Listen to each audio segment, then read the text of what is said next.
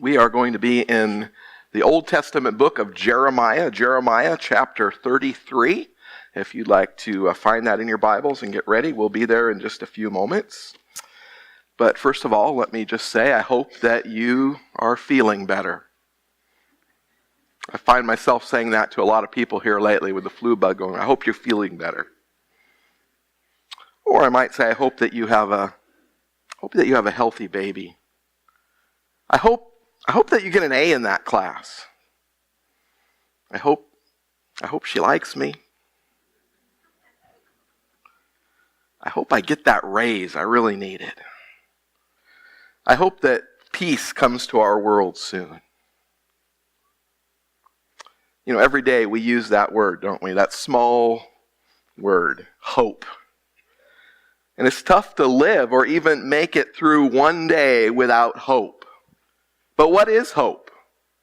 Well, based on some of those examples I just gave and the biblical text that we're going to explore, I'd like to define hope like this. Hope is a vision for better days that changes us in the present. Hope is a vision for better days. There's something up ahead, around the corner, in sight, and it's good. But that good future isn't just some abstract thing, because it reaches in and it transforms us in the present. So, for example, if I'm hoping for an A in my class, then that hope will, or at least it should, motivate me to study right now. If I'm hoping for that raise, perhaps I'll work just a bit harder. If I want world peace, maybe I can start by not shouting at my own children. You know, as a kid, I remember the power of hope pretty well, especially around Christmas time, because I knew that my mom was going to buy me some new toys. I had a vision for better days with better toys. And that then changed my attitude and my actions, at least for a time. That vision also drove me to scour catalogs and magazines and make careful lists of the toys that I wanted. It would even at times drive me to hunt under my mom's bed in order to catch a small peek at the better days that were coming.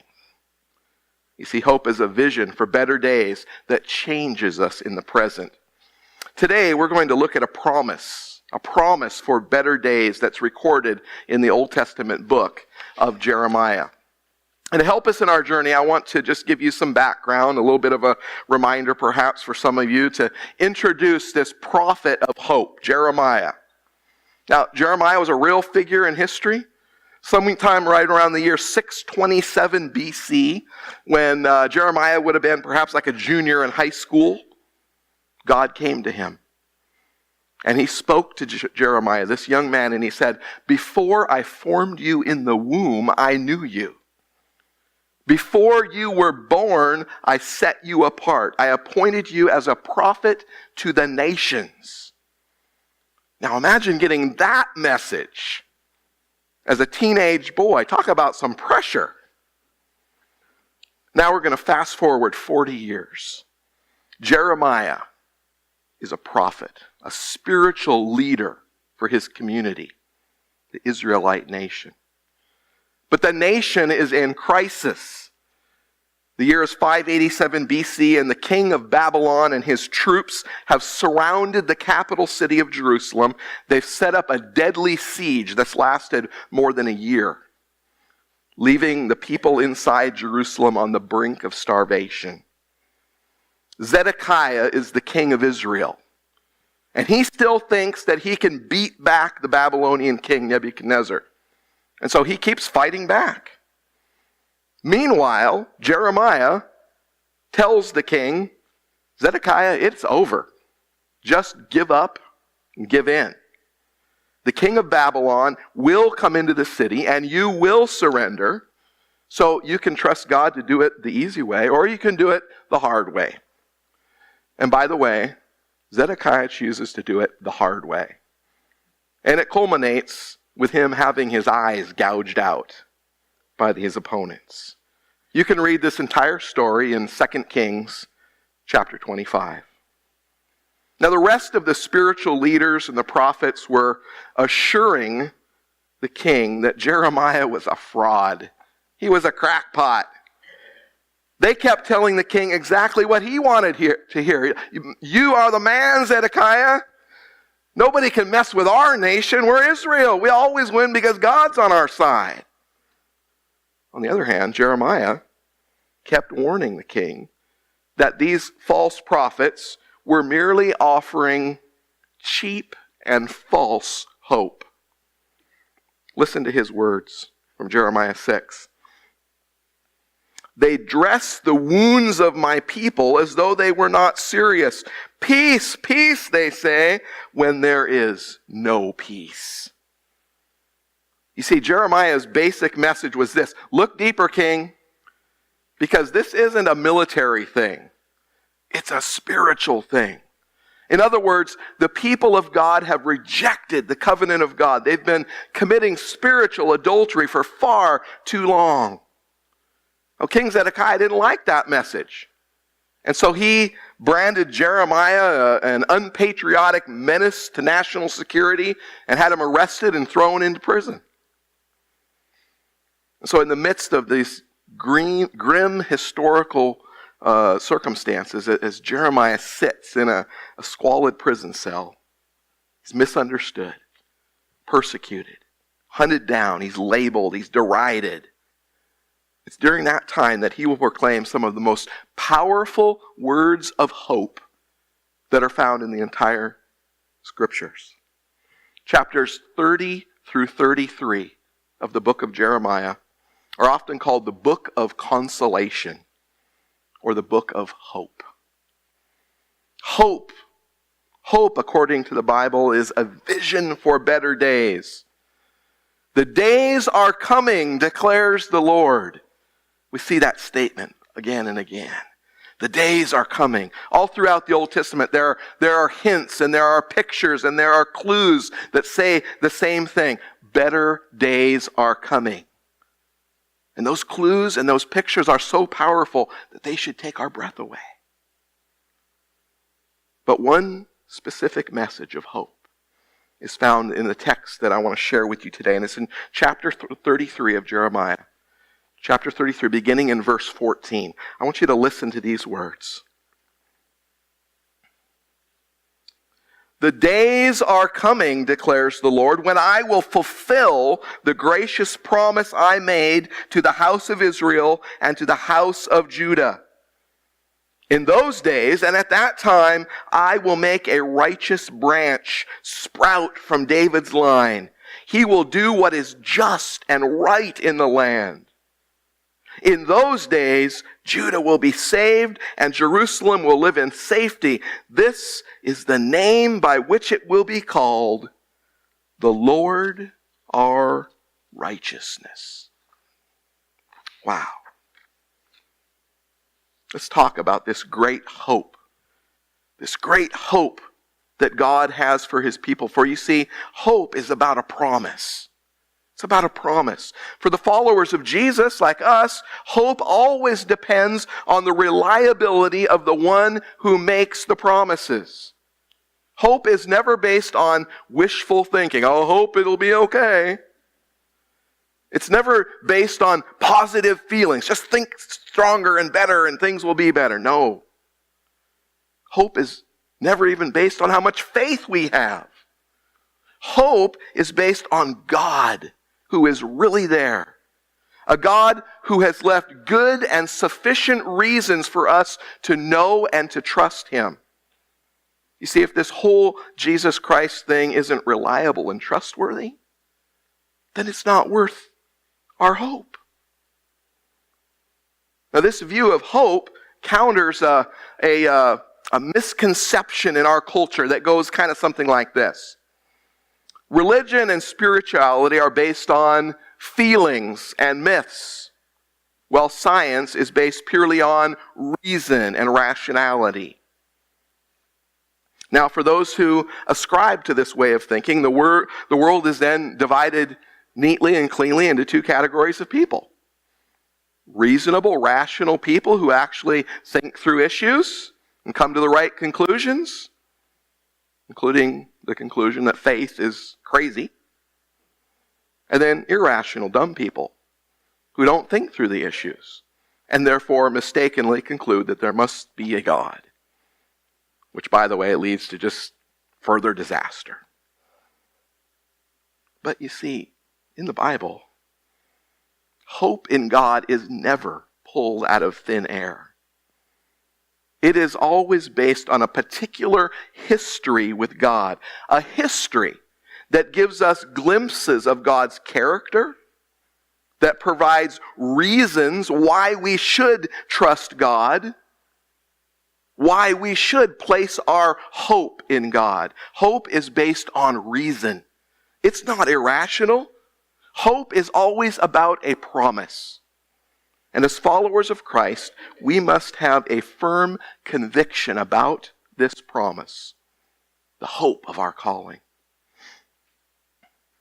On December 17th of 1927, off the coast of Cape Cod, Massachusetts, a U.S. Coast Guard cutter accidentally rammed a U.S. Navy submarine that had just come to the surface. The submarine sank before any of those on board could escape. The entire crew was trapped. The ships rushed to the scene of the disaster, but there was nothing any of them could do. They were forced to watch and to wait. Divers were sent down to evaluate the tragic situation. One man put his helmeted ear against the vessel and listened for any sounds. What he heard was a tapping in Morse code. Because he knew Morse code, he could decipher the message. The message was this: is there any hope?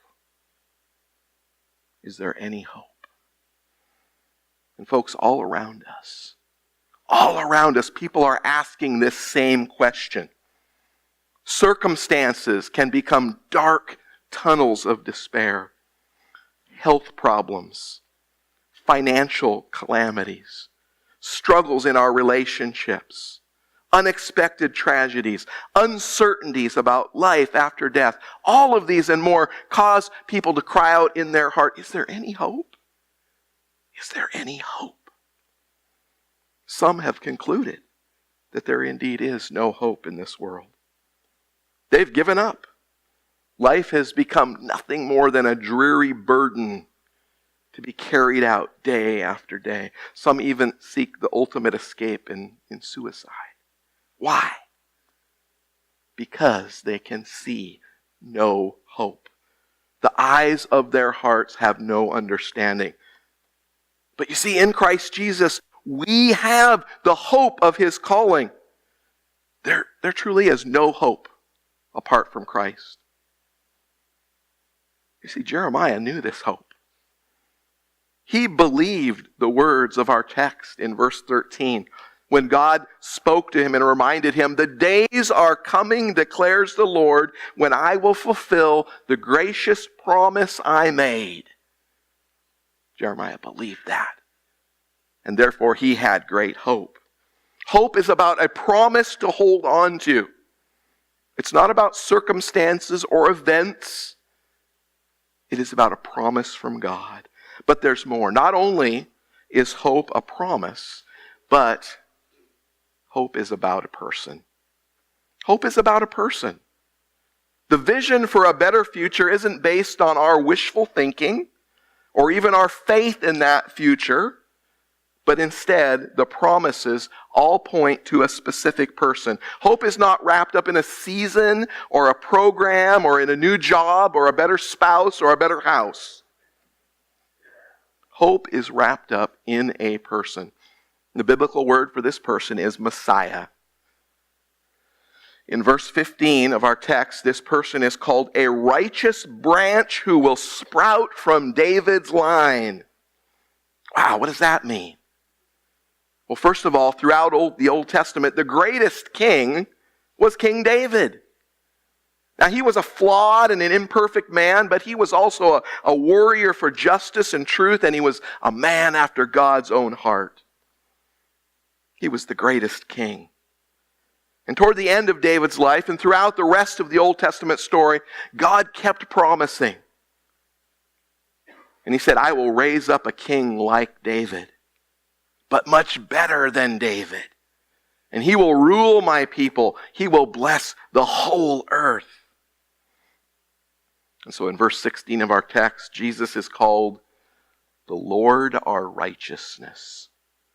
The Lord our righteousness. Now in the Bible, righteousness is a relational term. In other words, a righteous person is someone who lives totally right with God and with others.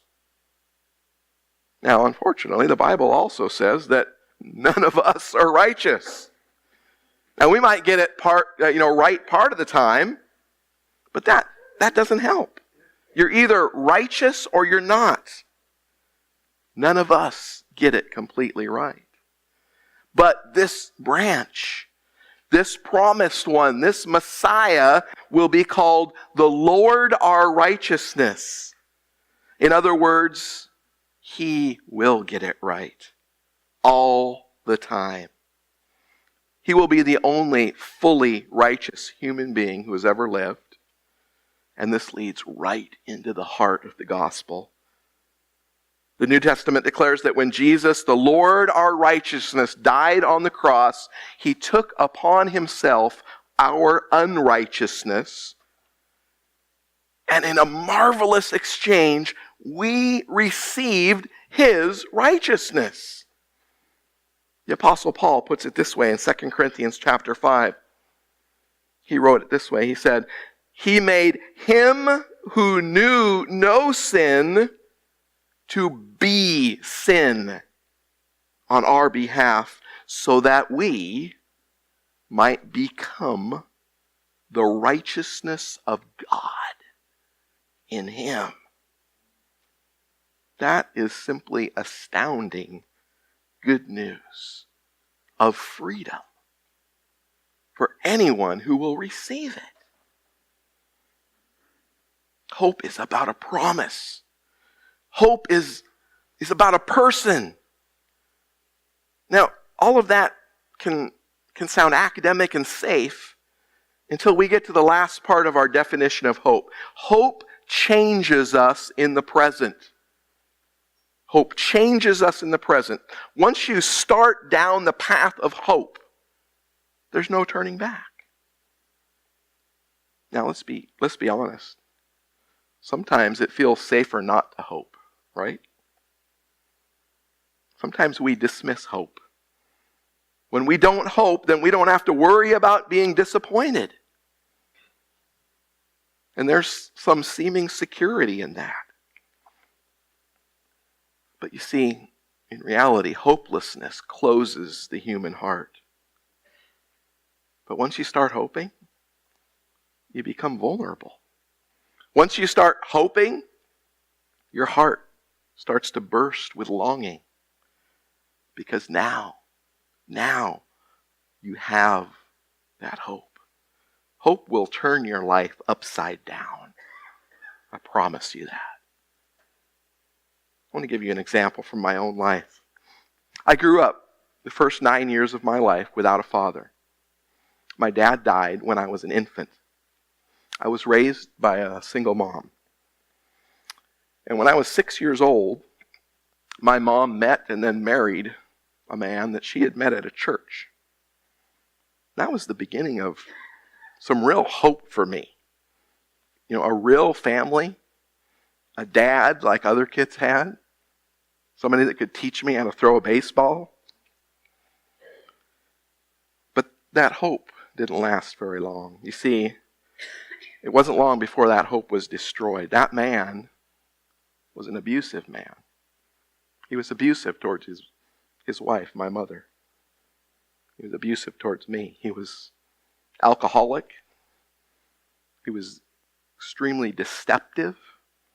He was an upstanding citizen in the community. But he was a tyrant and evil to those people who knew him well.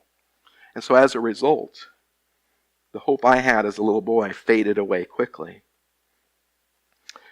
When I was 8 years old, my mom was diagnosed with cancer. and another slow decline began. As she got sicker, any remaining hope began to fade further away. There was chemo and radiation and at times some small glimpses of hope. But then that was all dashed when just before my 9th birthday, my mom passed away. My hope was gone. And it was replaced by fear. Fear. Fear is what so many people live on today when they don't have hope. You know, for years I had hoped for a quote-unquote normal family, but now there was no hope. And it appeared to me that I would be raised by this violent man with evil motives. On the day of my mother's funeral, I tried to put on a brave face like so many people told me to do. One after another, well-meaning adults, friends, relatives, patted me on my shoulder or on my head, shook their heads in pity as they looked at me. During the reception following the funeral service, as people were talking and reminiscing, I quietly slipped away. I went back into the darkened church sanctuary. I went up to the front of the church, and there was a grand piano there. And I crawled under that piano, and somehow for a few moments I felt some peace and safety in that dark place as I just kind of hid there. And at 9 years old, trying to contemplate my future. My 9-year-old mind is going, and I'm considering my options. You know, am I going to run away? Where could I go? Who could help me? Where could I turn? Was there anybody I could trust? I didn't have any hope. I sat there for a long time, just thinking and crying and wondering, and I was kind of then startled out of my thoughts when I heard the voices of 2 men. They had stepped into the back of the church sanctuary. They were having a conversation. And I recognized their voices. One was that wicked man that my mother had married. The other was a relative, a man with whose family I had stayed for a part of the time when my mom was hospitalized. They were arguing about me. They had no clue that I was in the room. I listened as this relative told that evil man that there was no way that he could keep me, that my relative would not allow it.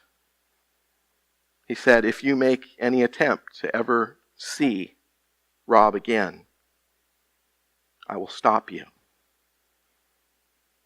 Furthermore, Rob is going to come and live with my family now, my wife and with my children. He's going to be my son. My heart was, pounding out of my chest. Could it be? Could I risk allowing hope into my life? What do you think hope does to a 9-year-old boy? Hope is pretty good. Hope can set your heart pounding with wild enthusiasm. Hope can open you up to more joy and delight and adventure than you ever thought you could have. But hope also opens your heart to the ache of waiting, the ache of longing. But true hope eventually leads to fulfillment. I went home that day with my new family. I never saw that evil man again. In fact, many years later, I learned that he died in prison. The Bible promises in Romans chapter 5, hope does not disappoint. So I want you to understand how hope can change you. If you have truly opened your heart to Jesus, He will give you a vision for better days. And actually, for the follower of Jesus, those better days have already come, at least in part. The better days promised in the Old Testament to Jeremiah are available to us right now. We can call on the name of the Lord and receive and enter into the promise of better days. That is the good news of the gospel. And that power is available today. It's not just for some distant future in eternity. God's preferred future for you has already begun if you are in Christ. You can already taste it today. In chapter 10 of John, Jesus is speaking and he says, I came that they might have life and have it abundantly. Abundantly. But I want to warn you, once you start to experience the abundance of life with Jesus, there's no going back. You have to live it fully, deeply, passionately. Because you see, Jesus will upend your life. He will inject a massive dose of hope in your heart. And you can't go back to normal anymore. You know, Jeremiah couldn't just live a comfortable life anymore. Life as he knew it was over. He couldn't go along with the crowd that was cheering Zedekiah and offering cheap and shallow hope. God had given him a picture of a new future, a new hope. And even if it meant going to prison, Jeremiah wasn't going to look back. You see, hope changes your life because once you experience hope, you can't go back to life as you knew it. When God said, better days are coming, when he says that, and when we really believe it, it will change us. And then we will start to align our lives with the hope that we have. You understand what that means? To align our lives with the hope that we have. This is the hope, the future. What are we doing to come into alignment with it? It's not that God's hope comes into alignment with our path. It's that our path aligns with his hope and future. Hope is about a promise. Hope is about a person. Hope changes us in the present. And then finally, hope brings risk. And we need to know that too. Hope brings risk. Hope provides us with a great vision of God's future. But there's some risk involved. Hope sometimes causes us to risk, which is exactly what Jeremiah did in chapter 32. It's an amazing story. I encourage you to read it for yourself, but I'm just going to give you a quick summary. 587 BC, the Babylonian army is hammering away at Jerusalem. Jeremiah knows that soon that army is going to break through the walls, they're going to conquer the city, and haul most of the people away to exile. He knows that. The situation looks utterly hopeless. One day, Jeremiah is sitting in his prison cell, and his cousin comes to visit him. And he offers to sell Jeremiah a vacant lot of land in the suburbs of Jerusalem. Now, this is the worst time to buy property. Could we say the bottom has fallen out of the real estate market, right? The city is under siege. It's about to fall to the wicked Babylonian army, and everyone's going to get deported. But you see, Jeremiah lives by the promises of God. And again, this is not just wishful thinking. It's not just merely a good feeling on Jeremiah's part. For Jeremiah, it's all based on God's track record of creation and history and redemption. And so to Jeremiah, the decision makes sense. And so he says, yes, I will buy that land. You see, he's hoping to come back to live in that land as God has promised. God had given a promise of better days. God has already told Jeremiah the captivity would eventually end and the people would return to the land. And so what does Jeremiah do? He puts his faith into practice. Folks, if we have hope, if we hold on to God's promises of better day, if we are truly trusting that Jesus is the righteous one, it has to work itself into our life. We've got to take some risks. We've got to step out in faith. We have got to align our practices with God's preferred future. The risk might be small, or they might be big. But we must put our hope into practice. We must take those risks because we have the promise of better days to come. Because we know the person, the righteous one. Because hope is already changing us. That makes the risk well worth it.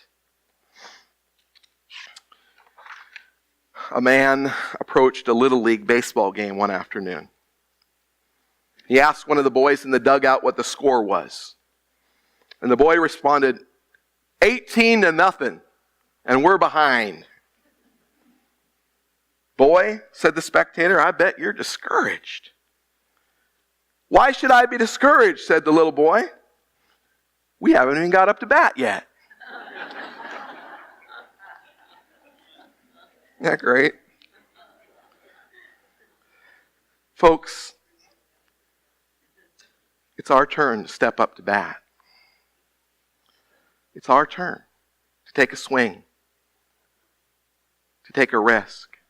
It's our turn to quit stuffing our pain deep down inside. It's our turn to quit living with the ache of an incomplete world. It's our turn to stop looking for comfort and answers and security in money or in the government or in people. We must stop living like the people of Jeremiah's day with their manufactured hope and their false sense of security, because that kind of thinking is doomed. Instead, we are called to turn to the author, the perfecter of our faith and our hope, the Lord, our righteousness.